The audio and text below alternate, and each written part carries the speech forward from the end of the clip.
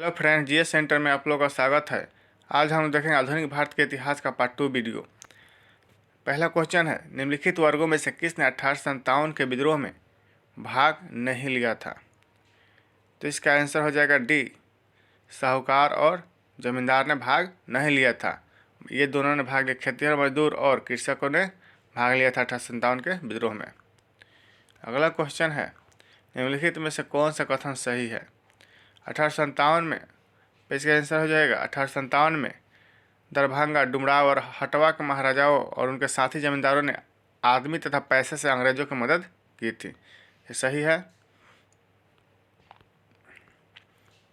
1857 के स्वतंत्रता संग्राम में बिहार के कुछ प्रमुख जमींदारों ने अंग्रेजों की धन एवं जन दोनों से बड़ी सहायता की थी। अंग्रेजों की इस प्रकार मदद पहुंचाने वाले जमींदारों में दरभंगा, डुमराव एवं हटवा के जमींदार शामिल थे। अगला क्वेश्चन है, 1857 के विद्रोह से बिहार का कौन सा भाग अप्रभावित रहा? इसका आंसर हो जाएगा बी, केवल 5 अप्रभावित रहा, बाकी सब प्रभावित थे। दानापुर, पटना, आरा और मुजफ्फरपुर 1857 के विद्रोह से प्रभावित थे। 1857 के विद्रोह के दौरान बिहार में आरा, दानापुर, पटना, मुजफ्फरपुर तथा शाहाबाद विद्रोह के प्रमुख केंद्र थे। पटना में पीर अली पुस्तक विक्रेता ने विद्रोहियों का नेतृत्व किया था। ग्रामीण जनता के बीच अंग्रेजी हुकूमत के विरुद्ध जो विद्रोही का काम कर रहे थे उन्होंने विद्रोही सिपाहियों का समर्थन किया था। अगला क्वेश्चन है, 1857 का विद्रोह लखनऊ में किसके नेतृत्व में आगे बढ़ा था? इसका आंसर हो जाएगा बेगम हजरत महल, बेगम ऑफ अवध। अगला इसमें जो दिया है लखनऊ अवध, यानी लखनऊ जो है इसका नाम लखनऊ है, पहले अवध था, में विद्रोह का प्रारंभ 30 मई 1857 को हुआ था। यहाँ विद्रोह का नेतृत्व बेगम हजरत महल ने किया था और अपने अल्पवयस्क पुत्र बिरजिस कादिर को नवाब घोषित किया। मार्च 1858 में कैंपबेल ने यहाँ के विद्रोह को समाप्त कर लखनऊ पर पुनः कब्जा कर लिया, जबकि बेगम हजरत महल ने आत्मसमर्पण करने से इनकार कर दिया और नेपाल चली गई। अगला क्वेश्चन है, 1857 का विद्रोह मुख्यतः किस कारण से असफल रहा? इसका आंसर हो जाएगा बी, किसी सामान्य योजना और केंद्रीय संगठन की कमी के कारण 1857 का विद्रोह असफल रहा। 1857 के विद्रोह की असफलता का प्रमुख कारण किसी सामान्य योजना एवं केंद्रीय संगठन की कमी थी। विद्रोहियों के नेताओं में कोई संगठन की भावना देखने में नहीं आई।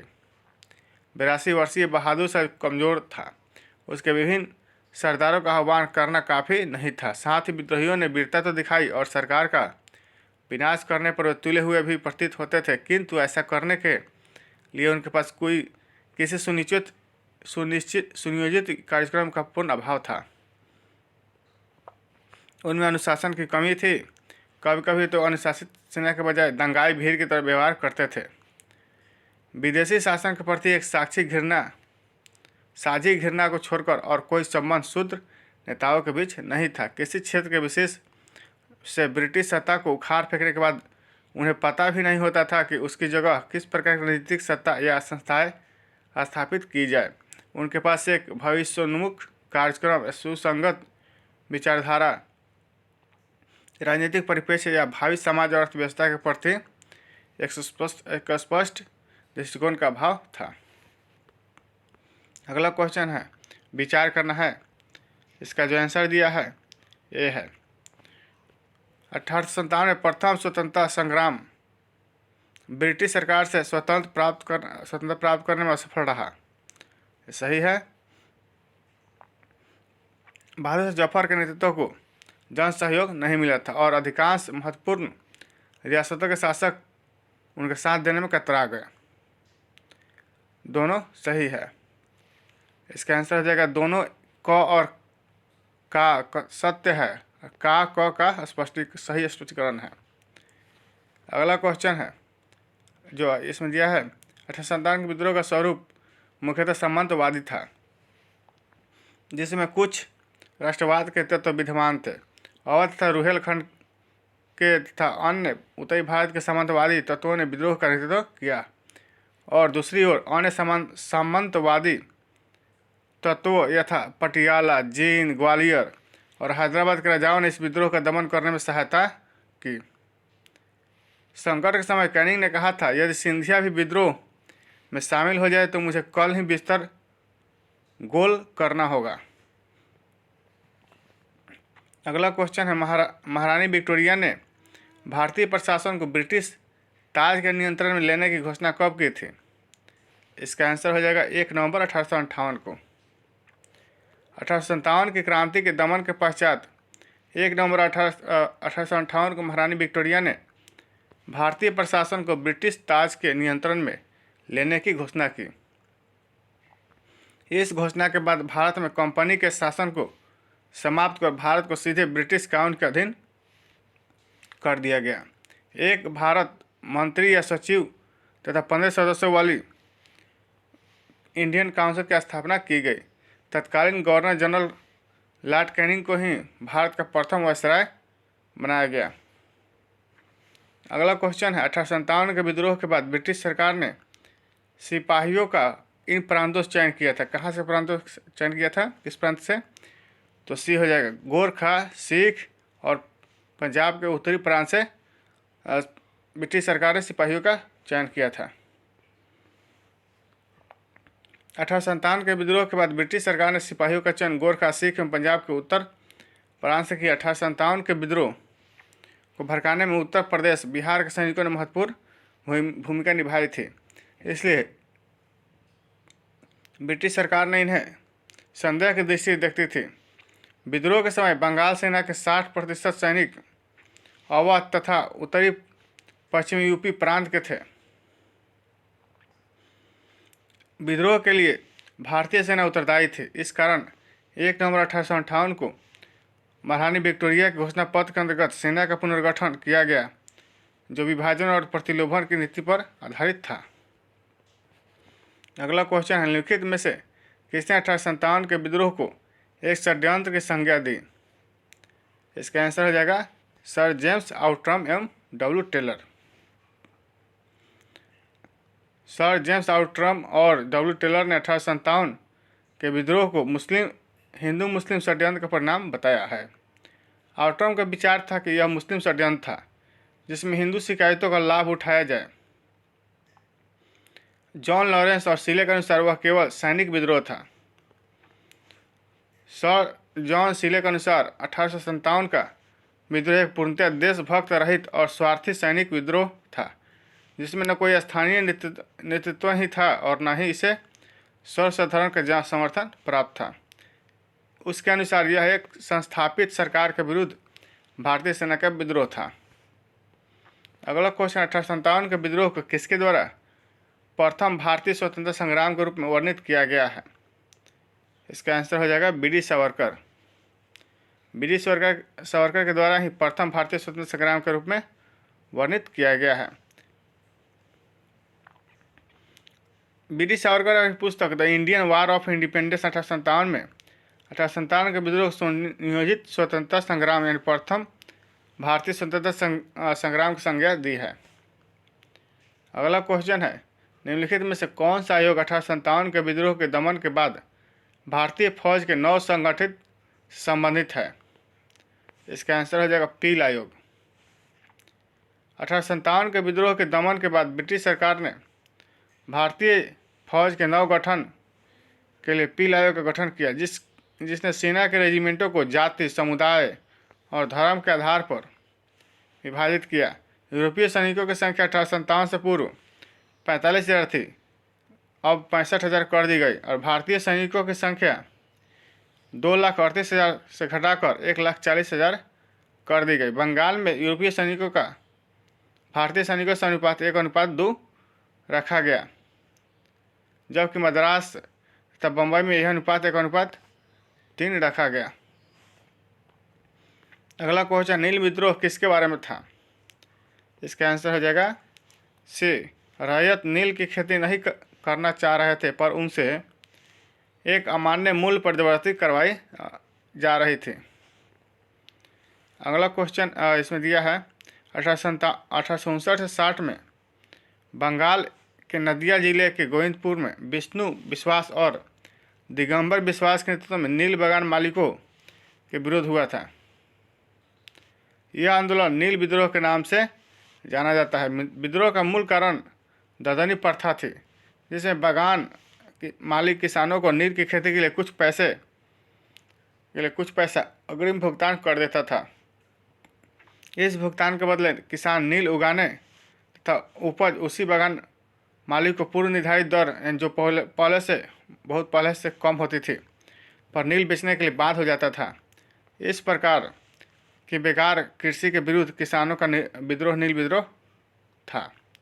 इस पर दीनबंधु मित्र ने नील दर्पण नामक नाटक लिखा है।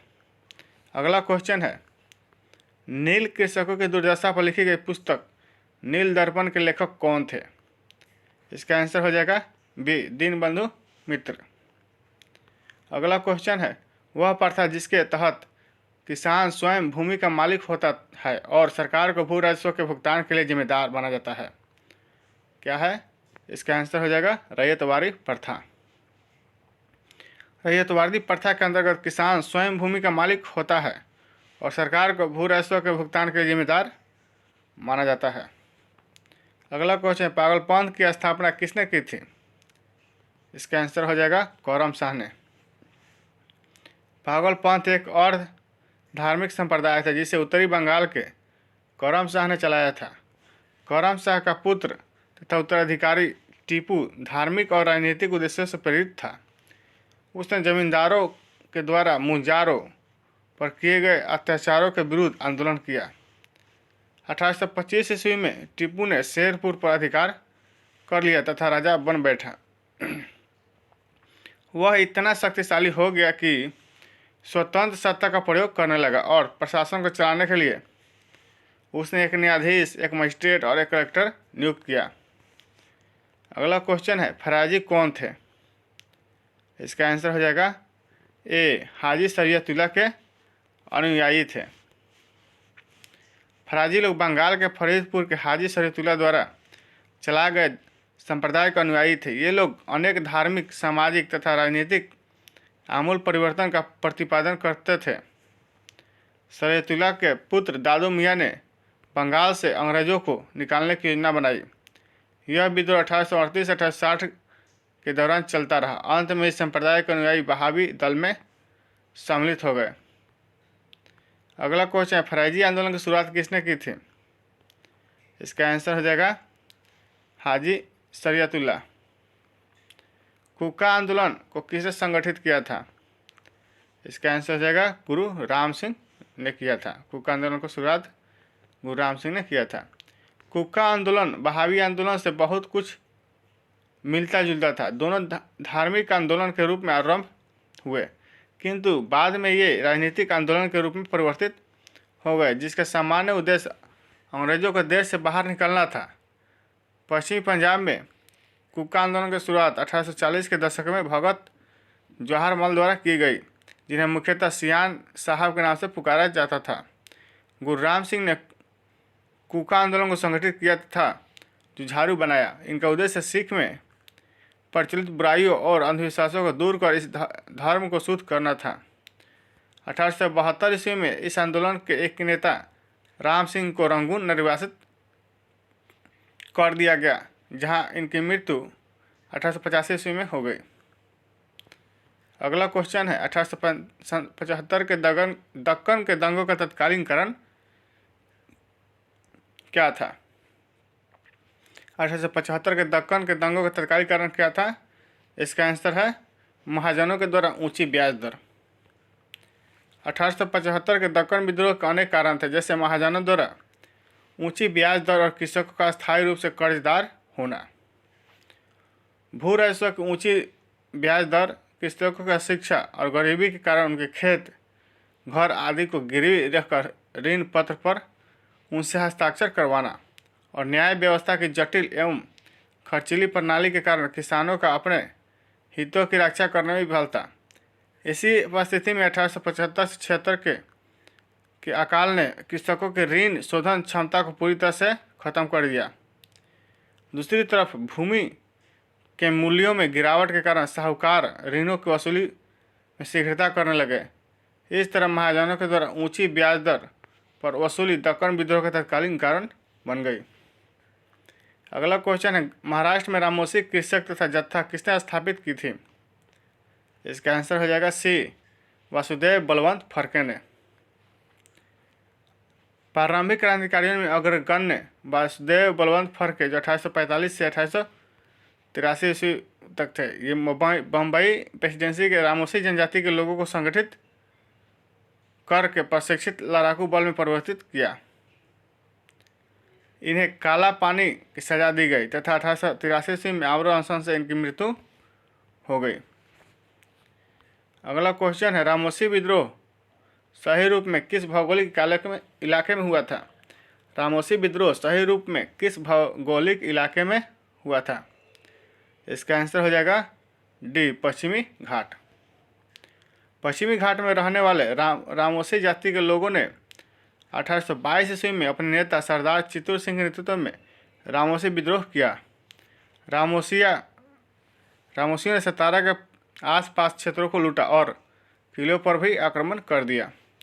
1825-26 में भयंकर अकाल और अन्नभाव के कारण उन्होंने उमाजी के नेतृत्व में पुनः विद्रोह किया।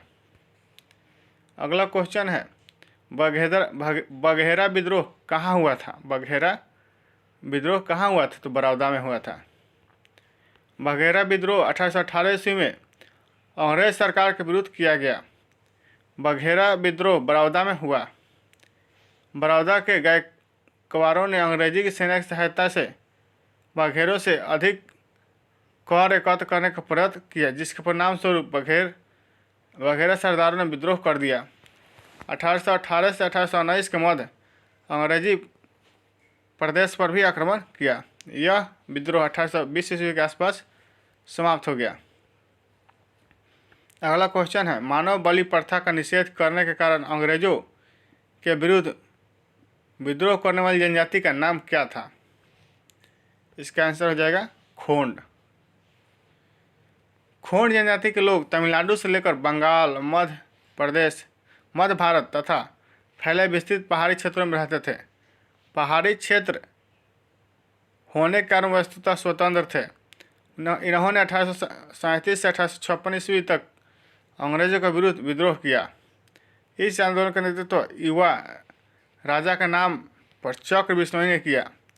विद्रोह का मुख्य कारण ब्रिटिश सरकार द्वारा मानव बलि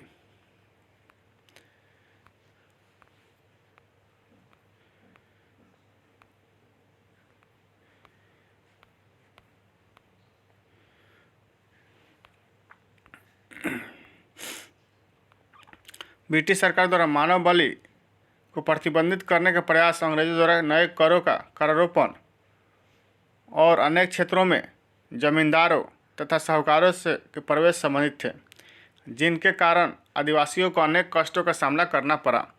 अंग्रेजों ने मड़िया एजेंसी गठित की, जिनके विरुद्ध खोंडों ने विद्रोह किया, परंतु 1855 ईस्वी में चक्र बिश्नोई लुप्त हो गया, जिसके बाद यह आंदोलन समाप्त हो गया।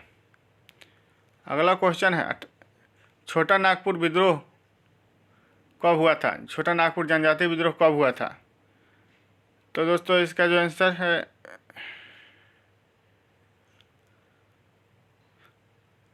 इसका आंसर नहीं दिया गया है। छोटा नागपुर जनजाति विद्रोह के नाम से कोई विद्रोह नहीं हुआ। फिर भी इस क्षेत्र में हुए विद्रोह की एक लंबी श्रृंखला है, जिसे अलग अलग नामों से जाना जाता है। दिए गए विकल्प में कोई भी तिथि किसी विद्रोह का सही समय नहीं है। इस क्षेत्र में हुआ कोल विद्रोह 1831-32, संथाल विद्रोह 1855-56 तथा मुंडा विद्रोह 1899 है, अतः कोई भी विकल्प में सही नहीं है। अगला क्वेश्चन, 1855 ईस्वी में संथालों ने किस अंग्रेज कमांडर को हराया था? इसका आंसर हो जाएगा मेजर बारो। 1855 ईस्वी में संथालों ने भागलपुर क्षेत्र के भोगनाडीह तालुके में विद्रोह कर दिया। इन्होंने एक साथ पुलिस और दिकुओं पर आक्रमण किए थे, जिसका नेतृत्व सिद्धो, कान्हो, चांद और भैरव ने किया। संथाल विद्रोह को दबाने के लिए मेजर बारो के नेतृत्व में एक सेना भेजी गई, जिसे संथालों ने हरा दिया। अगला क्वेश्चन है, ईस्वी 1885 ईस्वी में संथाल विद्रोह का नेतृत्व किसने किया था? इसका आंसर हो जाएगा सीधो और कान्हू। अगला क्वेश्चन है, मुंडाओं ने विद्रोह खाड़ा किया कब? इसका आंसर हो जाएगा 1895 ईस्वी में। मुंडा आदिवासियों का विद्रोह 1899 से 19 ईस्वी के बीच हुआ। इसका नेतृत्व बिरसा मुंडा ने किया। मुंडा जनजाति में सामूहिक खेती का प्रचलन था, लेकिन जागीरदारों, ठेकेदारों, बनियों और सूदखोरों ने सामूहिक खेती की परंपरा पर हमला बोला। मुंडा सरदार 30 वर्ष तक सामूहिक खेती के लिए लड़ते रहे, किंतु विकल्प में निकटता उत्तर 1895 दिया, इसलिए विकल्प डी सही होगा। 1895 ईस्वी में बिरसा ने अपने आप को भगवान का दूत घोषित किया था। अगला क्वेश्चन है, उलगुलान विद्रोह किससे जुड़ा था? इसका आंसर हो जाएगा बिरसा मुंडा से। मुंडा विद्रोह उलगुलान महान हलचल के नाम से जाना गया। यह विद्रोह इस अवधि का सर्वाधिक प्रसिद्ध आदिवासी विद्रोह था। मुंडाओं की पारस्परिक भूमि व्यवस्था, खूंटकट्टी या मुंडारी का जमींदारी, व्यक्तिगत भू स्वामित्व वाली भूमि व्यवस्था में परिवर्तन के विरुद्ध मुंडा विद्रोह की शुरुआत हुई, लेकिन कालांतर में बिरसा ने इसे धार्मिक राजनीतिक आंदोलन का रूप प्रदान किया। मुंडा आदिवासियों का विद्रोह 1899 से 1900 ईस्वी के बीच हुआ था। 1895 ईस्वी में बिरसा ने अपने आप को भगवान का दूत घोषित किया और हजारों मुंडाओं का नेता बन गया। उसने कहा दिकुओ यानी गौर आदिवासियों से कि हमारी लड़ाई होगी और इनके खून से जमीन इस तरह लाल होगी जैसे लाल झंडा। 1899 ईस्वी में क्रिसमस की पूर्व संध्या पर बिरसा मुंडा ने जाति का शासन स्थापित करने के लिए विद्रोह का ऐलान किया। लगभग 6000 मुंडा तीर, तलवार, कुल्हाड़ी लेकर बिरसा के साथ हो लिए, लेकिन बिरसा मार्च 1900 के शुरू में गिरफ्तार कर लिया गया और जून में वह जेल में मर गया। विद्रोह कुचल दिया गया पर बिरसा अमर हो गए। अगला क्वेश्चन है, बिरसा मुंडा का कार्य क्षेत्र कौन सा था? इसका आंसर हो जाएगा रांची। बिरसा मुंडा का कार्य क्षेत्र रांची से लेकर भागलपुर तक था। बिरसा मुंडा का मुख्य उद्देश्य जनजातियों में समाज सुधार करना, इन्हें ब्रिटिश सत्ता से दूर रखना था। बिरसा ने अनेक देवताओं यानी बोंगा की पूजा को छोड़कर अपने अनुयायियों से एक ईश्वर सिंह बोंगा की पूजा करने का आह्वान किया। मुंडा विद्रोह को दबाने के लिए ब्रिटिश सरकार ने सैनिक शक्ति का प्रयोग किया था। अगला क्वेश्चन है, 1899 से 1900 ईस्वी की मुंडा क्रांति का नेता कौन था? इसका आंसर हो जाएगा बिरसा मुंडा। बिरसा मुंडा किसके पक्ष में थे? तो इसका आंसर हो जाएगा झारखंड। बिरसा मुंडा झारखंड के पक्ष में थे। यद्यपि बिरसा मुंडा का आंदोलन असफल हो गया, झारखंड राज्य की स्थापना अधूरी रह गई। कालांतर में जब बिहार का विभाजन कर झारखंड राज्य की स्थापना की गई, तब बिरसा मुंडा को श्रद्धांजलि देने हेतु झारखंड राज्य की स्थापना बिरसा मुंडा के जन्म दिवस अर्थात 15 नवंबर के दिन की गई। अगला क्वेश्चन, 1831 में बुद्ध भगत के नेतृत्व में कोल विद्रोह किस क्षेत्र में हुआ था? इसका आंसर हो जाएगा सिंहभूम क्षेत्र में हुआ था। 1831 ईस्वी में बुद्ध भगत के नेतृत्व में कोल विद्रोह छोटा नागपुर क्षेत्र, सिंहभूम, पलामू, हजारीबाग तथा मानभूम क्षेत्र में हुआ था।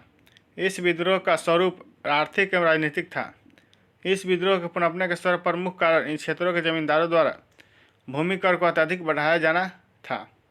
1831 ईस्वी में बुद्ध भगत की मृत्यु के उपरांत इस विद्रोह का संचालन गंगा नारायण के द्वारा किया गया। यह विद्रोह रुक कर 1848 ईस्वी तक चलता रहा। अंततः ईस्ट इंडिया कंपनी द्वारा इस विद्रोह का दमन कर दिया गया। अगला क्वेश्चन है, हौज विद्रोह हुआ था कब? 1820 से 21 ईस्वी के दौरान हौज विद्रोह हुआ था। 1820 से 21 ईस्वी के दौरान इसका केंद्र संथाल परगना था। अगला क्वेश्चन है, किस स्थान पर आदिवासियों ने अंग्रेजों के खिलाफ विद्रोह किया था? इसका आंसर हो जाएगा ई। इनमें से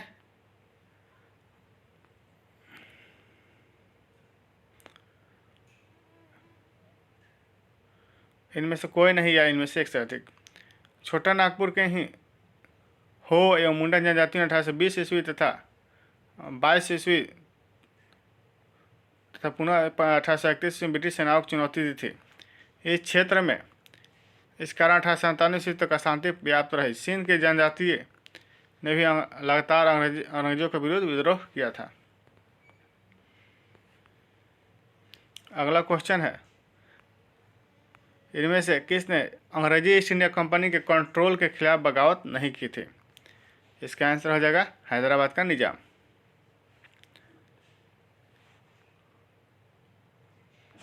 इसी ने नहीं की थी, बाकी सबने की थी। अगला क्वेश्चन है, हैदराबाद के निजाम को छोड़कर उपयुक्त सभी यानी विजयनगरम के राजा, तमिलनाडु के पोलिगर तथा त्रावणकोर के दीवान वेलुथम्पी ने ब्रिटिश ईस्ट इंडिया कंपनी के नियंत्रण के खिलाफ विद्रोह किया था। अगला क्वेश्चन है, बंकिम चंद्र चटर्जी का आनंद मठ में किस विद्रोह का उल्लेख है? बंकिम चंद्र चटर्जी के आनंद मठ में किस विद्रोह का उल्लेख है? इसका आंसर हो जाएगा सन्यासी। अगला क्वेश्चन है, बंकिम चंद्र चटर्जी कीर्ति आनंद मठ का कथानक सन्यासी विद्रोह पर आधारित है। वंदे मातरम गीत आनंद मठ से लिया गया है। अगला क्वेश्चन है, अफगानिस्तान के प्रति आक्रामक नीति किस वायसराय ने अपनाई थी? इसका आंसर हो जाएगा लॉर्ड लिटन ने। 1876 ईस्वी में लॉर्ड लिटन के वायसराय बनकर आने पर अफगानिस्तान के प्रति अपनाई गई नीति में परिवर्तन आया। कुशल अकर्मण्यता के नीति के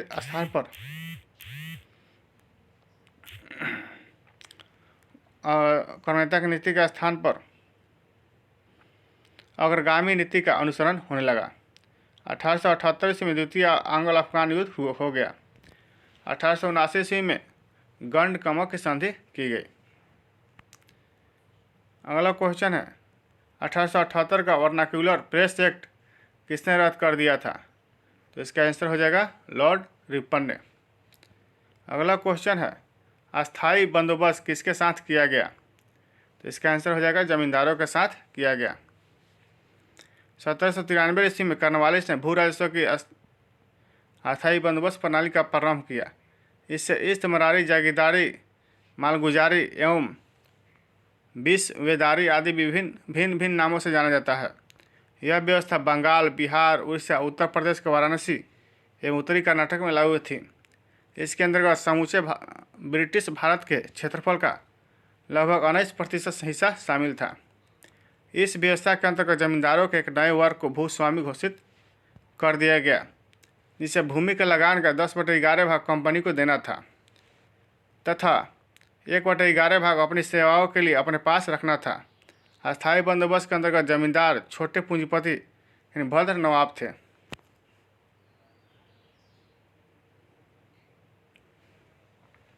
अगला क्वेश्चन है, बिहार में परमानेंट सेटलमेंट लागू करने का कारण क्या था? इसका आंसर हो जाएगा भू राजस्व निर्णय करना। लॉर्ड कॉर्नवालिस के समय भू राजस्व व्यवस्था आरंभ में 10 वर्षीय व्यवस्था के रूप में 1790 ईस्वी में लागू की गई थी, जो 22 मार्च 1793 को दोस्तों इसमें 1773 होना चाहिए, 1773 ईस्वी में लागू की गई थी, जो 22 मार्च 1793 परमानेंट सेटलमेंट यानी अस्थायी बंदोबस्त के रूप में स्थापित हुई। इस व्यवस्था को बिहार में लागू करने का कारण जमींदारों के लिए जमीन पर परंपरागत अधिकार को स्वेच्छा से हस्तांतरित करना तथा मूल कारण कंपनी के लिए भू राजस्व की एक निश्चित राशि तय करना था। अगला क्वेश्चन है, रैयतवाड़ी व्यवस्था सर्वप्रथम कहाँ लागू की गई थी? इसका आंसर हो जाएगा मद्रास में। रैयतवाड़ी व्यवस्था सर्वप्रथम मद्रास प्रेसिडेंसी में अलेक्जेंडर रीड के द्वारा 1792 ईस्वी में तमिलनाडु के बारामहल क्षेत्र में लागू किया गया। इसके बाद यह व्यवस्था बम्बई प्रेसिडेंसी में भी लागू हुई। थॉमस मुनरो का संबंध रैयतवाड़ी व्यवस्था से है। अगला क्वेश्चन है, रिक्त स्थानों की पूर्ति कीजिए। दोस्तों इसका आंसर हो जाएगा 1885। 1885 में बंगाल, बिहार में भूमि पर किराएदारों के अधिकार को बंगाल किराएदारी अधिनियम द्वारा किया गया था। 1793 ईस्वी में लॉर्ड कॉर्नवालिस द्वारा स्थायी बंदोबस्त को लागू किया गया, जिसने जमींदारों को कई अधिकार प्रदान किए। 19वीं शताब्दी तक आते आते भूमि की मांग बढ़ने लगी और भूमि मालिकों ने किराए में बढ़ोतरी की। यह समय किसानों के विद्रोह का था। इसी बीच बंगाल सरकार ने बंगाल एवं बिहार में बंगाल किराएदारी अधिनियम 1885 लागू किया, जिसमें भूमि मालिकों यानी जमींदारों और किराएदारों के अधिकारों को परिभाषित किया गया। अगला क्वेश्चन, सत्यार्थ प्रकाश की रचना की गई थी किसके द्वारा? स्वामी दयानंद सरस्वती के द्वारा की गई थी। मूल शंकर, स्वामी दयानंद सरस्वती का नाम था मूल शंकर, का जन्म 1824 ईस्वी में गुजरात की मौरवी रियासत के निवासी एक ब्राह्मण कुल में हुआ था। इन्होंने 1860 ईस्वी में मथुरा में स्वामी बिरजानंद जी के जिससे वेदों के शुद्ध अर्थ तथा धार्मिक वैदिक धर्म के प्रति आगाध श्रद्धा प्राप्त की। 1867 ईस्वी में इन्होंने पाखंड खड़ीन पताका लहराई। 1875 ईस्वी में उन्होंने बम्बई में आर्य समाज की स्थापना की। उनके विचार उनकी प्रसिद्ध पुस्तक सत्यार्थ प्रकाश में वर्णित है। और अन्य रचनाएं पाखंड, खंडन, वेदभाष, भूमि का ऋग्वेद भाष, अद्वैत मंत्र का खंडन किया। पंच महायज्ञ तथा विधि तथा वल्लभाचार्य मत खंडन प्रमुख है। अगला क्वेश्चन है, अमृत बाजार पत्रिका की स्थापना किसने की थी? इसका आंसर हो जाएगा शिशिर कुमार घोष। अमृत बाजार पत्रिका के स्थापना शिशिर कुमार घोष ने की थी। अमृत बाजार पत्रिका की स्थापना मोतीलाल घोष तथा शिशिर कुमार घोष ने 1868 ईस्वी में कलकत्ता में की थी। प्रारंभ में यह बंगाली भाषा में प्रकाशित होती थी। 1878 ईस्वी में देसी भाषा प्रेस अधिनियम से बचने के लिए रातों रात अंग्रेजी भाषा में रूपांतरित हो गई। गिरीश चंद्र घोष ने बंगाली का प्रकाशन 1862 ईस्वी में शुरू किया, जिसे 1879 ईस्वी में एस.एन. बनर्जी ने ले लिया। हिंदू पैट्रियट की स्थापना भी गिरीश चंद्र घोष ने की थी। बाद में हरिश्चंद्र मुखर्जी इसके प्रथम संपादक बने। अगला क्वेश्चन है, निम्न अखबारों में से कौन सा मुख्यतः उदारवादियों की नीतियों का प्रचारक था? इसका आंसर हो जाएगा लीडर। फ्री प्रेस जनरल एक न्यूज एजेंसी थी। यंग इंडिया एक साप्ताहिक पत्रिका थी जिसे महात्मा गांधी प्रकाशित करते थे। लीडर समाचार पत्र के संपादक मदन मोहन मालवीय थे। मालवीय उदारवादी दल के नेता थे। इसके माध्यम से उदारवादी अपनी नीतियों का प्रचार करते थे। अगला क्वेश्चन है, 19वीं शताब्दी के धर्म एवं समाज सुधार आंदोलनों ने जनसंख्या के किस वर्ग को मुख्यतः आकर्षित किया था? इसका आंसर हो जाएगा सी 1, 2 और 3 बुद्धिजीवी वर्ग को, नगरीय उच्च जातीय और निर्धन सर्वसाधारण वर्ग को आकर्षित किया था। अगला क्वेश्चन है, 19वीं सदी के धार्मिक एवं सामाजिक सुधार आंदोलन का भारत के इतिहास में विशेष स्थान है।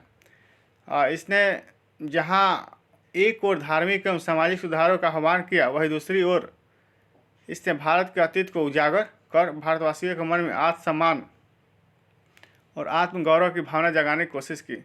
इसने बुद्धिजीवियों, नगरीय उच्च जातियों एवं निर्धन सर्वसाधारण वर्ग को अपनी ओर आकर्षित किया। अगला क्वेश्चन है, भारतीय पुनर्जागरण आंदोलन के पिता कौन थे? इसका आंसर हो जाएगा राजा राम मोहन राय।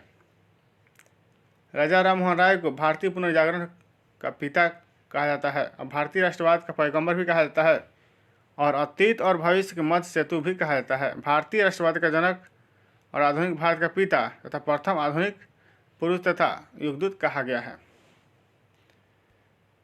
अगला क्वेश्चन, निम्नलिखित में से आत्मीय सभा के संस्थापक कौन थे?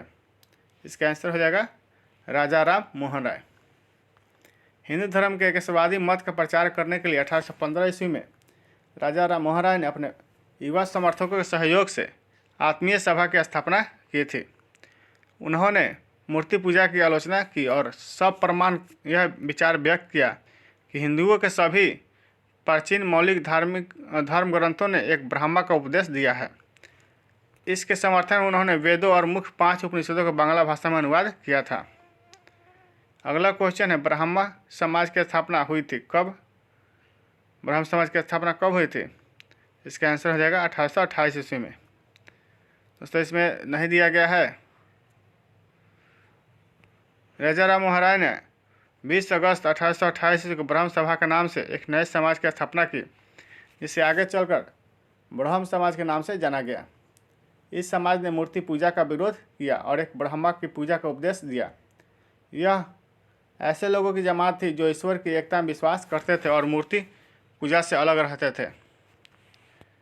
इस नवीन धर्म में सामाजिक रीति रिवाजों एवं धार्मिक कर्मकांडों के लिए कोई स्थान नहीं था। ब्रह्म समाज ने रंग, वर्ण, मत पर विचार किए बिना मानव मात्र के प्रति प्रेम जीवन की उच्चतम विधि के रूप में मानवता की सेवा पर बल दिया। दिए गए विकल्प में कोई विकल्प सही नहीं है।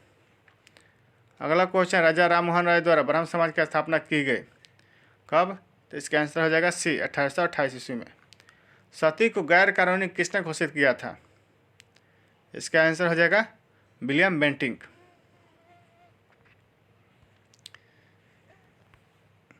लॉर्ड विलियम बेंटिंक ने दिसंबर 1829 ईस्वी में नियम 17 द्वारा सती प्रथा पर प्रतिबंध लगा दिया गया। प्रारंभ में यह कानून केवल बंगाल प्रेसिडेंसी में लागू किया गया, परंतु 1830 ईस्वी में इसे बम्बई और मद्रास प्रेसिडेंसियों में भी लागू किया गया। नेक्स्ट क्वेश्चन है, प्रार्थना समाज के संस्थापक कौन थे? इसका आंसर हो जाएगा आत्माराम पांडुरंग। प्रार्थना समाज की स्थापना 1867 ईस्वी में बम्बई में आचार्य केशव चंद्र सेन के द्वारा की प्रेरणा से आत्माराम पांडुरंग द्वारा की गई थी। महादेव गोविंद रानाडे इस संस्था से 1869 ईस्वी में जुड़े। इस संस्था का प्रमुख उद्देश्य जाति प्रथा का विरोध, स्त्री पुरुष के विवाह की आयु में वृद्धि, विधवा विवाह, स्त्री शिक्षा को प्रोत्साहन देना था। रानाडे का सामाजिक सुधार आंदोलन 19वीं शताब्दी के अंत तक सफलतापूर्वक तक जारी रहा। अगला क्वेश्चन, 19वीं शताब्दी के उत्तरार्ध में नव हिंदूवाद के सर्वश्रेष्ठ प्रतिनिधि कौन थे? इसका आंसर हो जाएगा स्वामी विवेकानंद। अगला क्वेश्चन है, इनमें से किसने 1893 में शिकागो में आयोजित धर्म संसद में भाग लिया था? इसका आंसर हो जाएगा स्वामी विवेकानंद। नेक्स्ट क्वेश्चन है, स्वामी विवेकानंद ने रामकृष्ण मिशन की स्थापना किस वर्ष की थी? इसका आंसर हो जाएगा डी, 1897 ईस्वी में। स्वामी विवेकानंद दक्षिणेश्वर के स्वामी कहे जाने वाले रामकृष्ण परमहंस के शिष्य थे। उनके बचपन का नाम नरेंद्र दत्त था। आगे चलकर वे स्वामी विवेकानंद 1830 से 1902 इसके समय, मतलब इनके जीवन काल है 1863 से 1902, तो आगे चलकर वे विवेकानंद के नाम से प्रसिद्ध हुए। उन्होंने रामकृष्ण के संदेश को विश्व में फैलाया। रामकृष्ण मिशन के सिद्धांतों का आदर्श वेदांत सिद्धांत दर्शन है। मिशन मनुष्य की सेवा को ईश्वर की सेवा मानता है, क्योंकि मनुष्य की आत्मा में परमात्मा का अंश है। नेक्स्ट क्वेश्चन है, दयानंद सरस्वती द्वारा स्थापित है तो आर्य समाज कौन स्थापित है? दयानंद सरस्वती द्वारा आर्य समाज की स्थापना की गई है। दयानंद सरस्वती यानी इनका मूल नाम मूल शंकर था। 1875 ईस्वी में बम्बई में आर्य समाज की स्थापना की, जिसका मुख्य उद्देश्य प्राचीन वैदिक धर्म की शुद्ध रूप से पुनः स्थापना करना था। आर्य समाज आंदोलन का प्रसार प्रायः पाश्चात्य प्रभाव की प्रतिक्रिया के रूप में हुआ। 1877 ईस्वी में आर्य समाज का मुख्यालय लाहौर में स्थापित किया गया, जिसके उपरांत आर्य समाज का अधिक प्रचार हुआ। शुद्ध वैदिक परंपरा में विश्वास के चलते स्वामी जी ने पुनः वेदों की ओर चलो का नारा दिया था। स्वामी दयानंद का उद्देश्य था कि भारत को धार्मिक, सामाजिक और राष्ट्रीय रूप में एक कर दिया जाए। धार्मिक क्षेत्र में वह मूर्ति पूजा, बहुदेववाद और अवतारवाद, पशु बलि, श्रद्धा, तंत्र मंत्र तथा झूठे कर्मकांडों को स्वीकार नहीं करते थे। वह वेदों को ईश्वरीय ज्ञान मानते थे तथा उपनिषद काल तक साहित्य को स्वीकार करते थे। आर्य समाज के नियम तथा सिद्धांत सबसे पहले बम्बई में गठित किए गए। पुनः उसे 1877 ईस्वी में लाहौर में संपादित कर एक निश्चित रूप दिया गया। आर्य समाज का प्रचार प्रसार पंजाब में अत्यधिक सफल रहा। कुछ सीमा तक उत्तर प्रदेश, गुजरात, राजस्थान में भी सफलता मिली। महात्मा हंसराज, पंडित गुरुदत्त, लाला लाजपत राय तथा स्वामी श्रद्धानंद के विशेष कार्यकर्ताओं में से एक थे। 1892-93 ईस्वी में आर्य समाज दो गुटों में बंट गया। एक गुट पाश्चात्य शिक्षा का समर्थक था, जबकि दूसरा गुट पाश्चात्य शिक्षा का विरोधी। पाश्चात्य शिक्षा के विरोधियों में स्वामी श्रद्धानंद, लेखराज और मुंशीराम प्रमुख थे। इन लोगों ने वर्ष 1920 ईस्वी में गुरुकुल की स्थापना की। पाश्चात्य शिक्षा के समर्थकों में लाला लाजपत राय, हंसराज प्रमुख थे। इन लोगों ने दयानंद एंग्लो कॉलेज की स्थापना की। अगला क्वेश्चन है, किसने 1873 ईस्वी में सत्य शोधक समाज की स्थापना की थी? इसका आंसर हो जाएगा ज्योतिबा फुले। 1873 ईस्वी में सत्य शोधक समाज की स्थापना ज्योतिबा फुले ने की थी। इनका जन्म 1827 ईस्वी में एक माली के घर में हुआ था। इन्होंने शक्तिशाली गैर ब्राह्मण आंदोलन का संचालन किया। उन्होंने अपनी पुस्तक गुलामगिरी 1872 ईस्वी एवं संगठन सत्य शोधक समाज के द्वारा पखंडी ब्राह्मणों एवं उनके अवसरवादी धर्म ग्रंथों से निम्न जातियों की रक्षा की आवश्यकता पर बल दिया। सत्य शोधक समाज की स्थापना किसने की थी? इसका आंसर हो जाएगा बी, ज्योतिबा फुले ने। अगला क्वेश्चन है, थियोसॉफिकल सोसाइटी की स्थापना किसने की थी? इसका आंसर होगा मैडम HP ब्लाटवस्की। थियोसॉफिकल सोसाइटी की स्थापना एक रूसी महिला मैडम ब्लाटवस्की, अमेरिकी सैनिक अधिकारी कर्नल ऑलकॉट विलियम क्वान जज एवं अन्य द्वारा 1875 ईस्वी में न्यूयॉर्क में की गई। इस सोसाइटी के संस्थापक 1882 ईस्वी में मद्रास के पास अडयार नामक एक स्थान पर सोसाइटी का मुख्यालय स्थापित किए, जो बाद में इसका अंतर्राष्ट्रीय कार्यालय बना। इसका मुख्य उद्देश्य प्राचीन हिंदू धर्म में लोगों के आत्मविश्वास को जगाना और बढ़ाना तथा धर्म को समाज सेवा का मुख्य आधार बनाना था। जबकि राजा राम मोहन राय द्वारा 1828 ईस्वी में ब्रह्म समाज एवं स्वामी विवेकानंद द्वारा 1897 ईस्वी में रामकृष्ण मिशन की स्थापना की गई थी। अगला क्वेश्चन है, भारतीय राष्ट्रीय कांग्रेस के प्रथम महिला अध्यक्ष कौन थी? इसका आंसर हो जाएगा श्रीमती एनी बेसेंट।